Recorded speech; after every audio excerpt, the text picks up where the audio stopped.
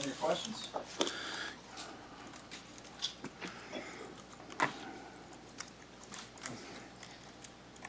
Sorry, guys.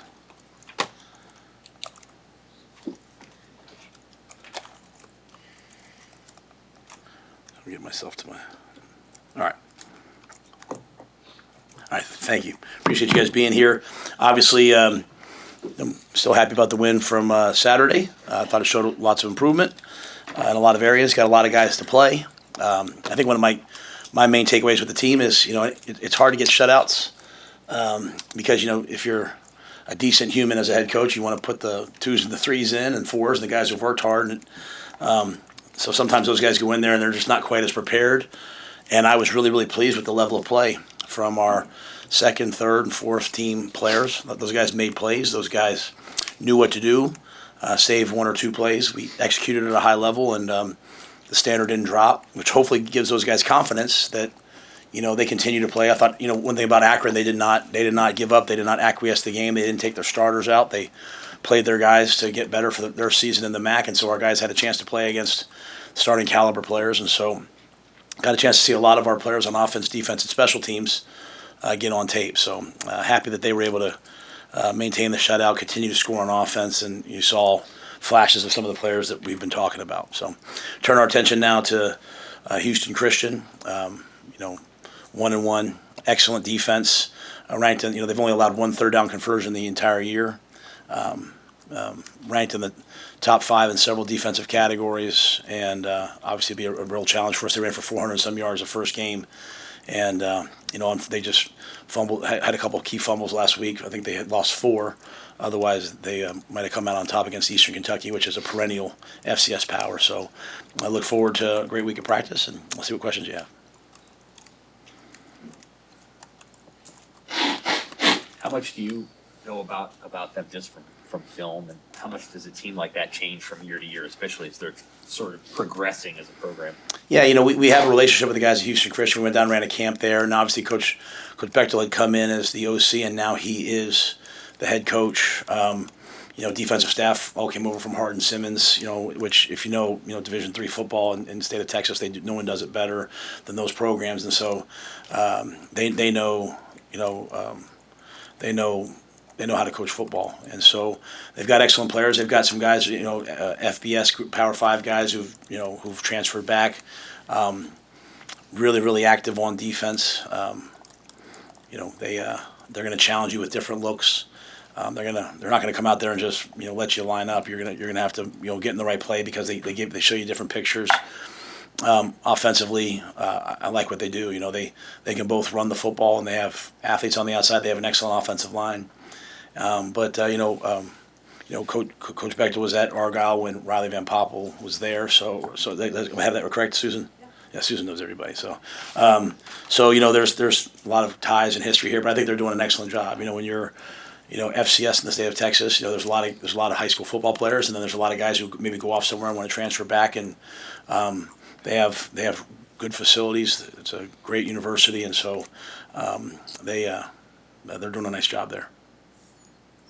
There were a couple times Saturday where Turner Corcoran got in as an extra lineman on some of those jumbo packages. Just what did you like about Turner to get him in those opportunities? Yeah, I mean he played at left tackle, and then we wanted to try to use some jumbo 12, a big tight end in there along with Luke, so that we could try to take advantage of the edge, try to run some of our duo plays, and we had some other plays we didn't get to. But I think that's one of the benefits of Turner. He's so smart. He can be ready to play left tackle and play tight end and have it not affect him. So he's a prime candidate for that. We have a couple other guys who I know could do it, but as Turner's working back into getting healthy, it just seemed like a perfect fit for him. Coach, how pleased are you with this your punt return game? You lead the Big Ten right now in attempted punt returns, and just what you've been able to get out of that over 2 weeks.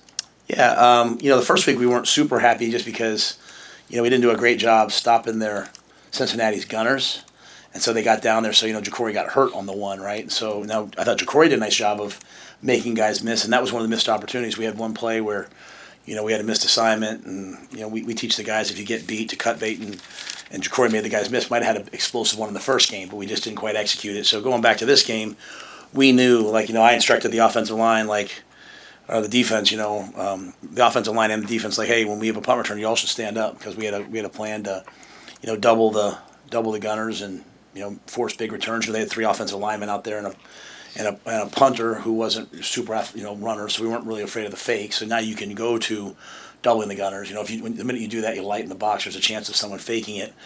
And we felt like we were going to have some opportunities, and we just have a special guy back there in Jacory. And we have, there's I don't know what you guys have been covering. Has anybody posted the one punt return? Has anybody posted the one punt return where they literally take both outside guys and drive them off the field, into the I guess it'd be the south end zone. Like, we literally both guys backed up. The guys do such a nice job. And Derek Branch, he served as captain last week. He ran a guy at Cincinnati off the field on punt return, and then continued to do a great job again this week. Kamir Prescott, Rex Guthrie. We got a bunch of guys out there that are really competing and playing hard. So I think anytime you can neutralize their outside people getting down the field, you have a chance at big returns. And so it was good to see. With that being said, we'll have to continue to improve. But it was good to have those yards, and especially when we told them ahead of time, hey, you're going to have chances on this. Be ready, and the guys were ready. I'm really happy with the way they executed. Going back to blocking, Heinrich Haarberg had a big block on EJ's first touchdown run. Have you just seen him get more confident with that part of the tight end stuff now that he's getting those in-game reps? Yeah, I mean, everything for Heinrich's new, and he's working really, really hard at it. And, really a challenge. Even in the pregame, I think I said something like, hey, that first time you get that slice block, that's a hard block. You got to run across the line of scrimmage. A lot of people cut that. We don't teach to cut it. We stay high. And so that's a hard block to make, right? You got, Waneri or Lenhart or someone like that on the other side trying to run through your face. And thought he did an excellent job. Took one more step, same foot, same shoulder, dominant contact, tremendous effort, ran his feet afterwards. So I thought Heinrich really made a huge step for himself, not just that play, but the whole week, and should really be, building confidence in his new role. I know that you guys really value Lindenmeyer from pretty much the time you got here. It does feel like, as a pass catcher, it kind of took off when Holgerson got here. How have you seen Luke develop as a threat in the passing game in the last 5 games? Yeah, I mean, Luke. Well, I mean, he's gonna. I think the number one thing is he's always gonna be where he's supposed to be, and a lot of things we do are not just like you run this route, but like, he made the one-handed catch early on in that game, and that's one where, like, you run 5 yards, you sit it down, you hook in. If you get matched, you break out, and you have a quarterback in Dylan who he sees the defense. Like, a lot of people just see the offense, he sees the defense. So the minute he sees a guy match, he's expecting the guy to break out, and so we've had times in the first couple of years. That's a play. That's not a Holgerson play. It's not a sack play. That's a day one play. You know what I'm saying? And so there's been times where he's expecting the guy to break out and he's not, and then it's just hard to play quarterback that way if you play with anticipation. So Luke's somebody who's always going to do those things. He's got great body control.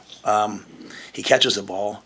I think the one thing I want to make sure I say, and I'm saying this for the players, but sometimes, like, whether it's Emmett or Luke, we characterize it as like once they got their chance. But some guys have to get better.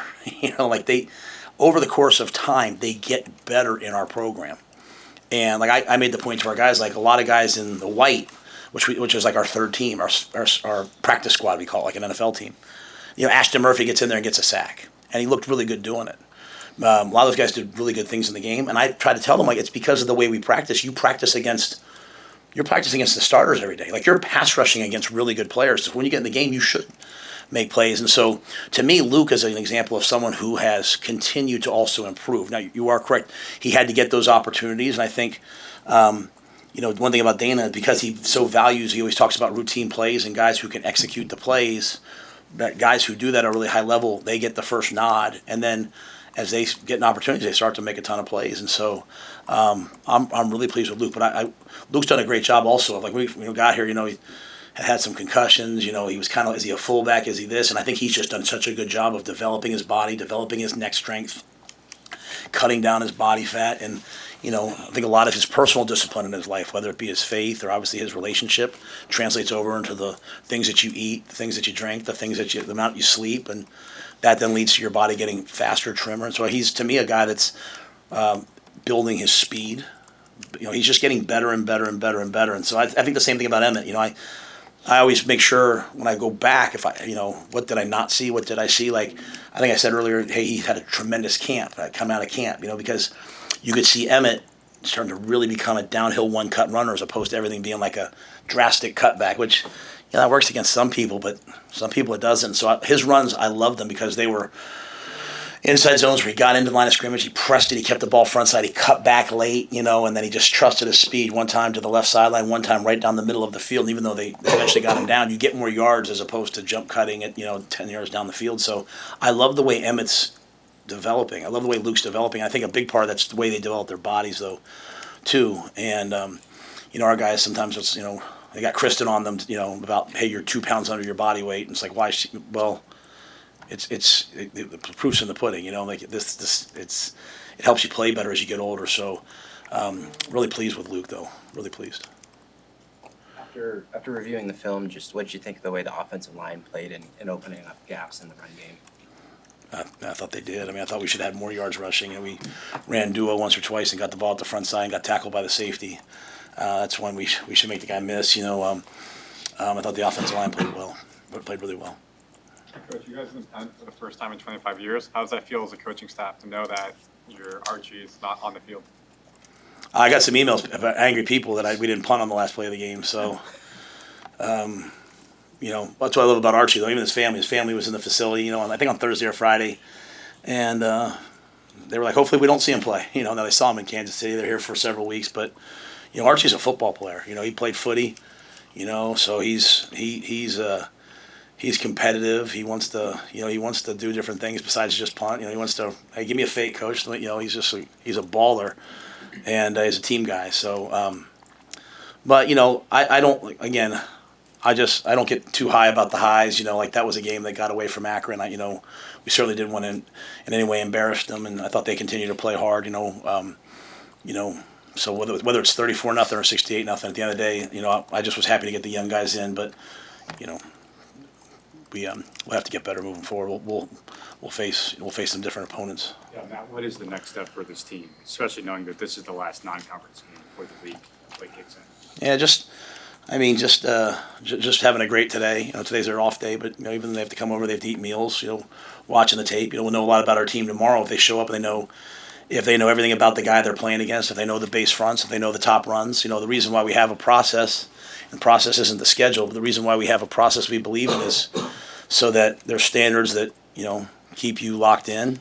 If you're not matching the standard, then there's warning signs. As I said last week, I thought we lost the Illinois game starting the week before, just in terms of that's what we were supposed to do at halftime. Last game we were supposed to win by that much. What I was pleased at, I went after them at halftime. I freaking lost it in the locker room. I was pissed that that we let them drive the ball down right before the half and almost make a field goal. Like, where's the killer instinct, right? That's my that's why I bring up the thing about Archie. Like, I don't want to be a joke. I don't want us to be I want us to be a football place, right? Football teams, you put away the people you're supposed to put away. You don't let them have life. So I wasn't happy before the half, right? And then, when we went to take a knee and they cut us, which I have no issue with what they did. That's something you do at the end of games. They just, their kids are trained to do that. I went after our O-line. Like, they don't fear you.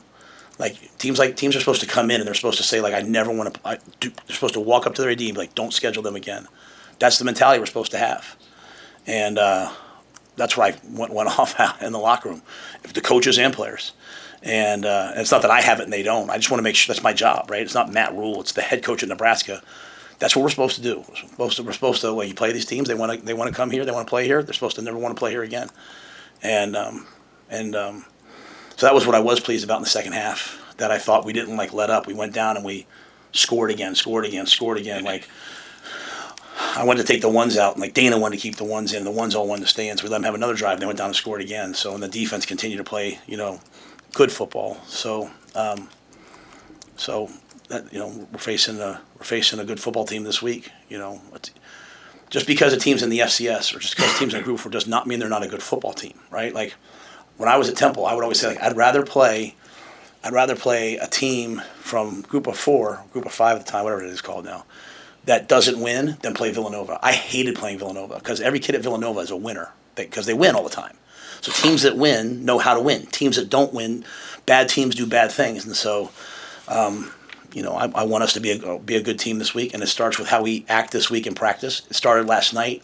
I was very pleased with our day yesterday, our attention to detail, showing up, being locked in, taking responsibility for the things that were good, taking responsibility for the things that have to improve. And so that's our plan. Do you change anything with 11 a.m. this week, just with your weekly preparation, knowing you played 8 o'clock, 6:30, now you're going to go at 11, and obviously energy can be hard to come by that early just to kind of get your guys. Not our fans. Our fans are going to show up at Legacy Walk. They're going to be like they were last week, and they're going to show up to the game, and they're going to be amazing because, I'm just telling you, man, like I sat there with the recruits, and I was like, all right, listen, where'd you go last week? I went to here. I went here in the, okay, look up there at the student section. Was it like that an hour before the game?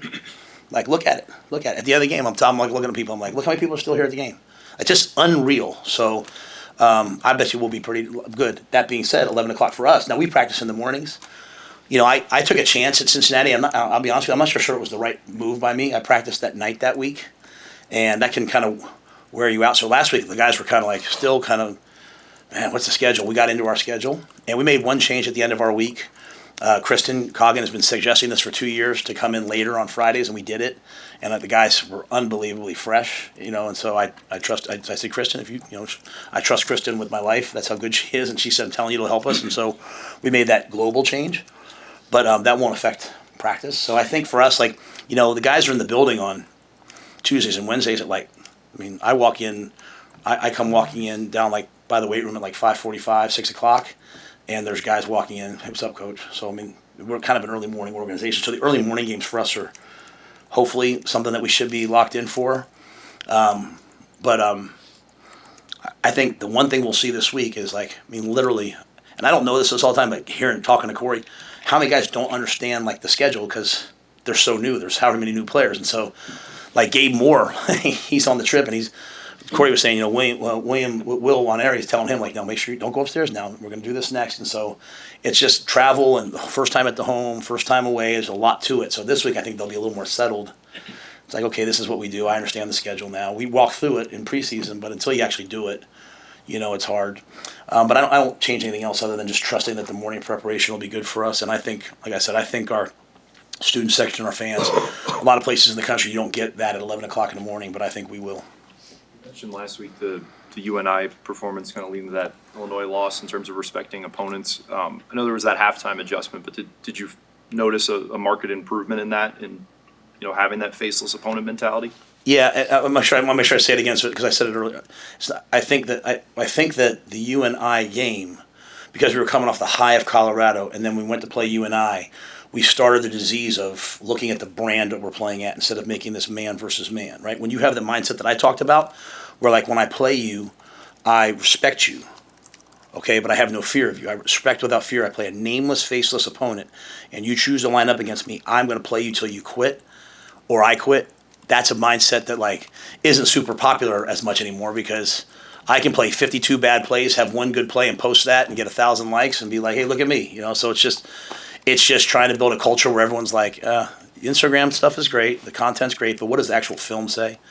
So I think that, that was our season last year. That's year 2 for me sometimes. It's hey, we played Ohio State like this, then we come back the next week and we kind of play like this, and then we play like this, and then, well, what's the atmosphere like? How's the music? None of that matters. It's just football. And so I thought we were focused the whole game. I did not like the last drive. And as much as anything, it's just for them understanding you're not playing to score more points than the other team. There's a standard that we want to play at. And if the other team with 46 seconds left is dropping back and throwing the ball, they don't respect you. They don't respect your pass rush. They should take a knee and go into the half and try to regroup, but that's not what they did. And so you should take that personally. When they take the ball and they defer to start the game, when they win the toss and defer, that means they think it's going to be a game in the second half, which I think is the right way to play, by the way. But these are things as a player, if you have to have an edge to yourself. And so if the edge only comes from we're playing a ranked team, then that's the disease of average. You have to find an edge every single week because there's a man lined up against you that thinks he can beat you. And so you have to beat him. And at the end of the game, he's either going to shake your hand and say, I can play at your level. I'm good enough to play at Nebraska. Or he's going to shake your hand and put his eyes down and be like, hey, good luck the rest of the way and get ready for his season. And so that's the mindset we're trying to get across to our guys. We've been trying to get that across since year one, but we're also trying to tell them, like, you also have to go to class during the season. Like, what? I have to go to class too? Yeah, you have to go to class too. So, like, there's like steps to this thing. And so I think now we're at this step, like, we're looking for competitive greatness. Preparation leads to poise and confidence, which leads to competitive greatness. And even though the situation, like, you get in the game and you're up by 60 points, is that competitive greatness? Well, for some of our guys, yeah. It was their chance to play. And you know what? Ashton Murphy ripped through and got a sack. I mean, he can't control when he gets in the game, but he can certainly control what he does when he gets in there. And so that's what we're looking for this week. And so if we go out there this week, or we go out there at practice this week, and we think we're a good team, and we start listening to that disease, just like I tell them, don't listen to the noise when everybody's saying, you guys can't do this, you can't do that. Also don't listen when they say you can do this. That's just the film. What does the film say? And so I'd like to see good film tomorrow's practice. And if I don't, then we'll try to get it for Wednesday. And hopefully by Saturday we're locked in and ready to go. But with the guys we have, they've been through a lot. I think they'll be ready. Marquise Buford, some of the things he said after the game were really, made a lot of sense to me. And so, like, I think they're recognizing some of them are doing things that they've never done before. I mean, they've never beaten someone 68-0 before. And so why? Why are you doing that? Because you have a Nebraska. Well, you had a Nebraska on when you lost to Georgia Southern. You had a lot of people in the stadium when you lost to whomever. When we beat La Tech a couple years ago and it was a close game, like, you had the same stuff on. So it's not that. It's how you prepare, how you practice, and how you play. And so we'll just keep trying to bring it back to that message. You're a coach that's had a lot of true freshman quarterbacks start and play, so obviously that's not TJ's story, but how'd you feel like he stacked up as a true freshman in that first play? I mean, I'll never forget, like, putting Charlie Brewer in. We were getting I can't use the word, but you know what kicked. And it was against Oklahoma State, and we were like, Charlie, all right, that's back when if you played him, I got fried for putting him in the game because you burned your red shirt, right? So Charlie, go in the game, and literally I remember him putting his helmet on, and he looks at Garrett McGuire, and he's like, well, I'm never coming out, and went running in the game. Now, he was out 3 series later, but like, that's the confidence he had. I'll never forget PJ. We put when we lost that game, I talked about that Fordham game. We were trying to get something going. We put him in, and he had a guy wide open. He threw a beautiful, just overthrew him. He catches that ball. If the guy catches that ball, we probably don't lose that game, and PJ's probably the starter. It took me like another 3 games. Well, TJ's not in that same situation, but I thought he exhibited the same confidence and the same, like, I'm going to go do what I do. And at the same time, still operated the offense. It wasn't like he was out there running around, I mean, he threw the ball on time. He missed the one sail route a little high. He made the right reads. He put the ball in guys' hands. He ran the football, he didn't reach the ball across the goal line. Just all these little details that you're looking for your quarterback to make good decisions, to protect the football and move the offense. I thought TJ showed all those things, and he just didn't look like a freshman to me. He just didn't look like – even the first snap was a little bit high, and he caught the ball and just kept playing. So I think, my thing with TJ is always like, hey, when we need you, you're going to have to be ready. And I thought that was real signs of life for him in terms of he's going to be ready. But he's had good practices. That's why he's been elevated up into that role. And then we're lucky to have a guy like Jalen here, Gramstad, who can operate everything and can play at a high level too. And then Marcos just gets better and better and better. So we have a really, really healthy quarterback room. TJ was very pleasant to see. Is some of that the high? I mean, he played at a high school level. So did Dylan. So did your 26 recruit. Is there a value in playing a really high level of high school ball that trickles up once you get to college? Well, I'll say this. So I always believe when we look at recruits, I never penalize a guy for playing at a small level, like, because they're not in control of where they play. And if you're a great player, you're a great player. But I do think when you see guys playing really well in a high level, then you're like, okay, he'll probably be ready. I think the other part of it is just sometimes if they've played at a school that, like, if they're in Texas and they have athletic period, or if they're at a place like where they have spring ball, like they're just a little bit more developed. So it doesn't mean they might not be better in the long run. It just might mean early on they're a little bit more ready to play. And then the final thing is I'm one of those guys who I can get seduced by talent very easily sometimes, and I have to be very disciplined not to, and especially at the quarterback position where you're looking at, like, their arm and their mechanics, and, like, you do the Elite 11, which I think is great, and all these different things are great, but the guy drops back, he reacts to a guy going here, guy comes in, he rolls out, quarterback pro days, but it's really about which quarterback can play. Like, show me their game tape, which quarterback can play. You mentioned the freshman quarterbacks I have, PJ 5'10 and a half, 5'11", He's still playing in Canada because he was 6'2". I believe he'd be an NFL starting quarterback still. Charlie was 5'11", right? Like that's why he didn't have 50 offers, but he was at his best when he was with us. He was one of the best players in the Big 12, and so it's not to me about all the other things like, hey, the height, the weight, the speed, the arm motion. It's like who gets the ball to the right guy, who makes the right decision, who's fearless, and I think you have to watch guys' game tape. And so TJ, we watched him throw, and we loved all those things about him. But I think when you watched him play, you were like, man, this guy's a good player. Making sure that the guys that have played for us, we watched them play, and then the guys who we have committed, because we've done a pretty good job in terms of getting guys committed, that we like their game tape, and that's a position to me that's just so cognitive, so much instinctual reaction. I want to see the game tape, and I think that's what TJ had, really good game tape. Dylan obviously had a big.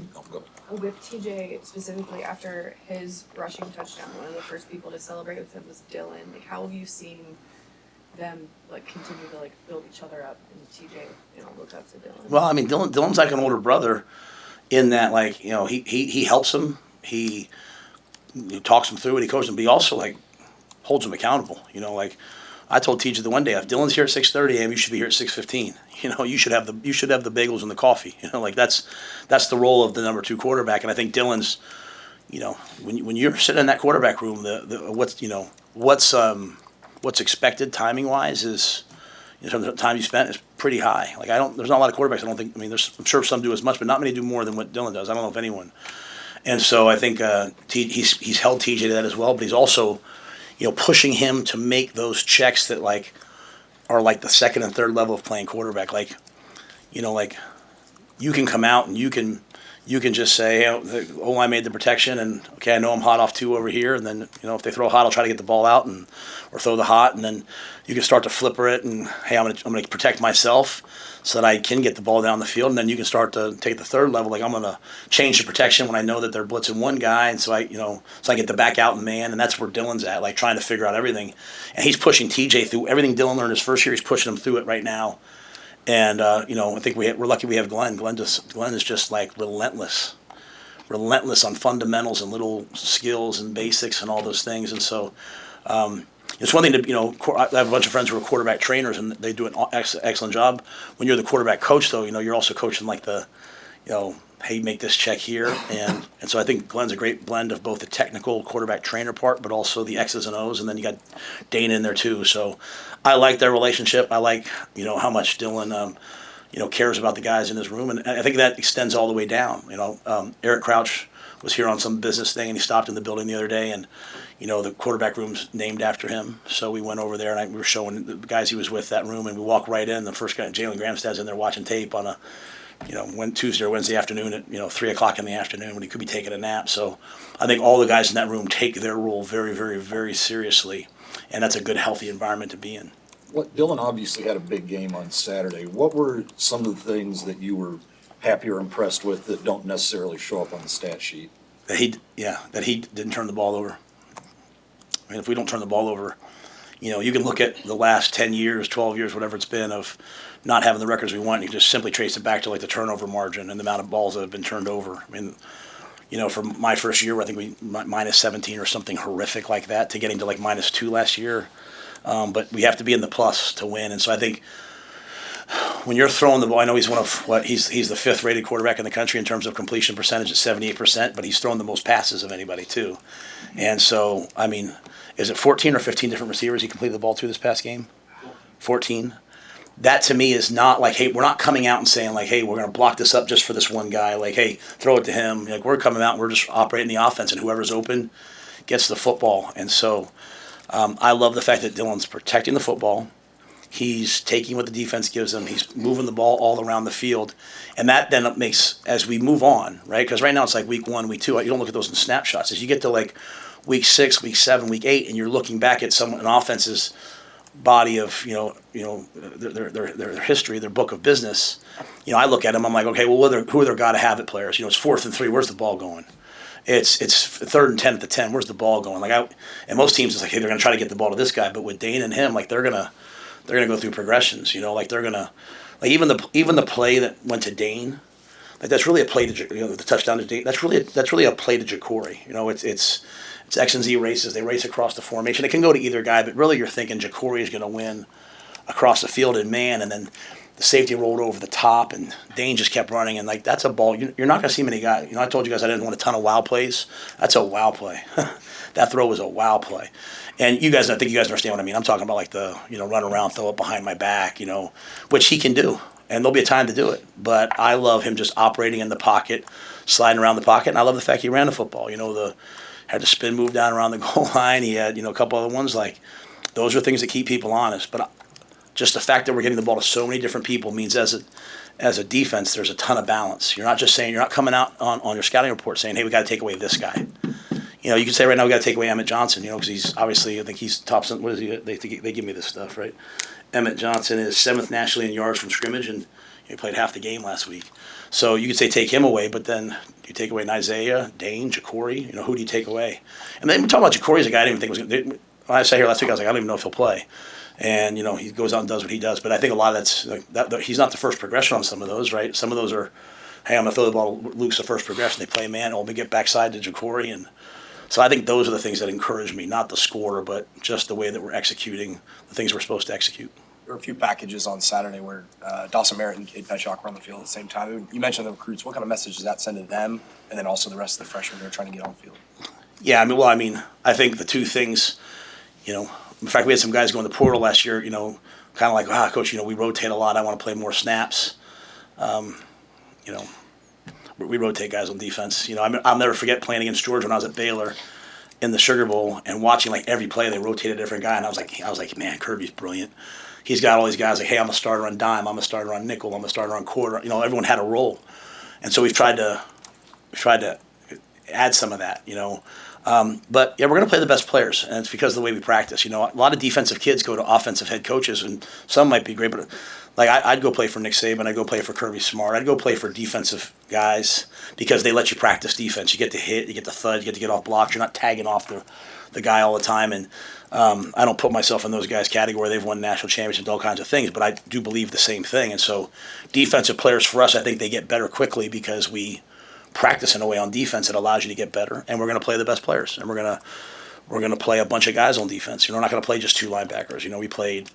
And even some of those packages with Dawson. The first week Dawson was in our 4-3 package. He was a starter, and this week we didn't really have that package as much, but we also put him in like the second or third series. Like, you're going to go play. Dawson's an excellent young player, and then Cade.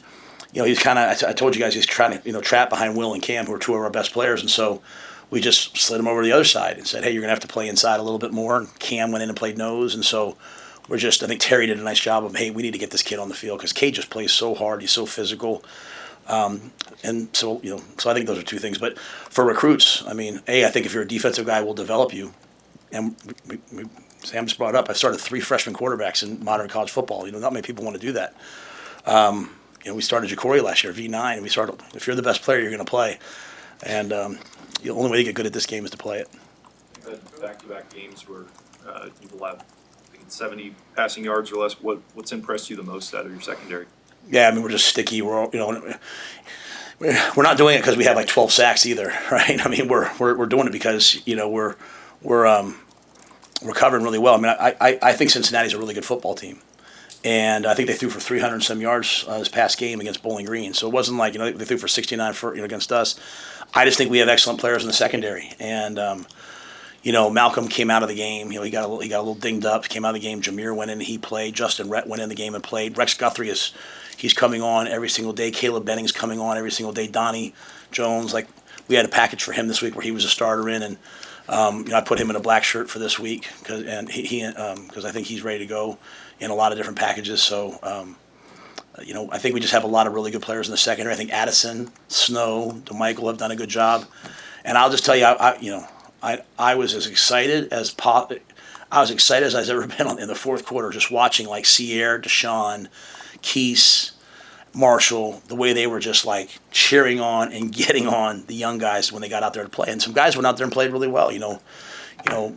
Jeremiah Charles gets a chance to play, he can play. Larry Tarver can play. Like, a bunch of these guys are going to be the starters next year when all these seniors graduate. So for them to get reps, I thought was really good. But yeah, we've got a good secondary, and John does a great job in terms of the calls. We're playing a ton of man, we're staying on guys right now, and making some contested plays on the ball, which is good. You're getting guys are making a catch, and we're kind of getting the ball out. So we'll have to just continue that. Last year Singleton kind of had to ease into the season, right, because of his injury. This year Singleton obviously just going full bore in. How much has that affected the secondary? Yeah, I think they've had he's been able to practice. You know, one of the reasons why he decided to come back was because, you know, look at his history. Like, he's never even truly had like a true off season, right? Being at JC and then been here. So all the things that we want to do in the off season, I think, you know, when we switched his position and moved him to what we call the rover, we're really playing with a nickel and two safeties, right? So he's playing the field safety. So, you know, he plays man on number 3, and at 6'3", 6'2.5", whatever he is, you know, 210, 50, whatever he is, 15, 10, 8, I don't know. I should know it, but I don't.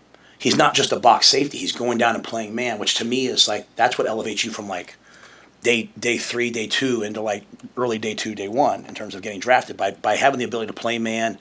Even, you know, like he made the pass breakup last week on third down and quarters, you know, they're coning off, you know, 2 and 3 and 3 breaks flat. He drives on it, makes a play on the ball. But I think it's a lot of that is just those guys also being together. The communication, you know, our defense is one in which there's a lot of communication required, emotion, you know, things like that. And we weren't great the first game. We were much better the second game. So I think having him has been really vital. And then I think he challenged himself this game. He was significantly better, like getting downhill and striking people this game. Like, you know, I think I told you guys I showed like 10 or 12 plays of Buda Baker, who's one of my favorite players in the National Football League I ever went against when I was there, like just coming downhill and running and striking. And you saw Deshon and you saw Marquise. I thought they played 2 of their best games in terms of, you know, running angles and coming downhill and trying to take up ground. So I think having like that veteran group back there has been really settling. He's a big fan and led you guys out on the field last year. Any thoughts on the Bud Crawford fight Saturday? Yeah, absolutely. Yeah, I mean, you know, it's a theme that we're talking about as a team this whole week. That's one of our themes. You know, I had a chance to go to Bud's send-off, and you know, as I told our team, we hope that we have a great year, and we hope that next year's a great year. We hope when you look at our sidelines, all these Husker fans, you know, but like Bud's one of the OGs, right? He's one of the original ones, right? Like he came out there for Colorado for us last year, you know, when we hadn't beaten Colorado. So I'm grateful to him and who he is, and he's made it. Yet he still continues to live in his community and pour into Omaha and pour into the kids in the community. So I think he's a role model for all of us who are blessed to give back. But what I love about Bud is, you know, he's going to go out and fight Saturday night, and he's a first ballot pro boxing Hall of Famer, right? And you know, he's certainly not just doing it for the money, right? Like, and so he's risking his legacy because he wants to go out and he wants to be the first person to be 3 times unified champion. You know what I mean? Like no one's ever done it before. And so what I love about him is he could just sit back and be like, no, I'm not going to fight. You know, I'm not going to fight Canelo. You know, I'm the greatest there ever was. But he's going to risk the chance when you step in the ring. Who knows what? He's going to risk that because he's such a competitor that he can't stand the fact that he has a chance to do something that no one else has done. Because I believe 2 people have done 2 times unified or multiple, you know, like 2 different weight classes, I believe. But no one's done 3.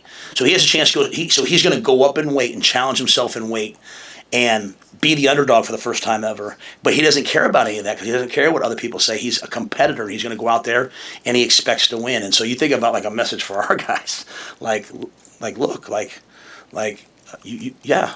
The one thing I keep telling them is like, if the pressure, like, oh my gosh, the pressure to perform feels like too much right now. Just wait. Like the pressure doesn't go away. Like it doesn't go away. And it makes you either fight or flight.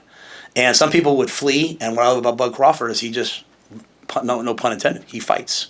He accepts the challenge. He moves forward. He puts his city, his state, his legacy on his back, and he goes out there and he risks it all in the ring because he's the ultimate competitor. And so that's the analogy for our team. For us on this, you know, there was a blood moon last night, you know, so we think that those are pretty cool things, you know, kind of a red eclipse. And you know, when they say the history, you know, you go back to like Asia and you know all across the world, and people saw like the blood moons, the red moon, the orange moon. Whether they thought like the wolf was trying to eat the moon or you know a dragon was trying to eat the moon, it usually means that there's a war coming. You know, it usually means there's some period of war coming, and that's what I think Saturday night for Bud. So we're Team Bud Crawford, and you know what? Canelo's one of the greatest. We respect them, but we are Team Crawford around here. So, but I think it's just a great message for our team, right? Like, don't just sit there and hope that you get accolades. Risk it all. Risk it all to be great. Thanks, guys.